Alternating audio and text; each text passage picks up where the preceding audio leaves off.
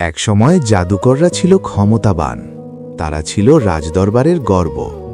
শাসক ছিল অত্যাচারী, তার নাম ফেরাও। সে চেয়েছিল মানুষ যেন মুসা আলাইহিসালামকে মিথ্যা ভাবে। মহান নবী মোজেস আল্লাহর পক্ষ থেকে মুজিজা নিয়ে এলেন। লাঠি সাপে পরিণত হল, সত্য প্রকাশ পেল। জাদুকররা বুঝে গেল এটা জাদু নয়, এটা আল্লাহর কুদরাত।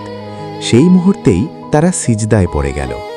ফিরাউন ক্রুদ্ধ হয়ে বলল, তোমাদের হাত পা কেটে ফেলব। মৃত্যুর হুমকি সামনে, কিন্তু ঈমান পিছিয়ে গেল না। তখন তারা বলল, হে আমাদের রব, আমাদের ওপর ধৈর্য বর্ষণ করুন এবং মুসলিম অবস্থায় আমাদের মৃত্যু দিন। এই দোয়া আজও সংরক্ষিত আছে পবিত্র কুরআনের সূরা আল আরাফ ৭:১২৬।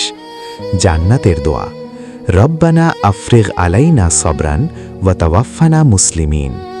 তারা জীবন বেছে নেয়নি, তারা জান্নাত বেছে নিয়েছিল। দেখার জন্য ধন্যবাদ। সুমন ইসলামিক ডায়েরিতে সাবস্ক্রাইব করুন এবং ইসলামিক জ্ঞানের সাথে সংযুক্ত থাকুন।